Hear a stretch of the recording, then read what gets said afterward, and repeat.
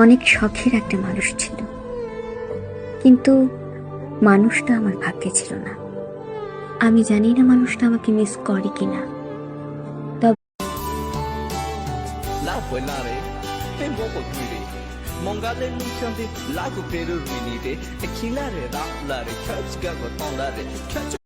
দেখি তো রোজি কত শত মুখ, তোমারই মতো লাগে না।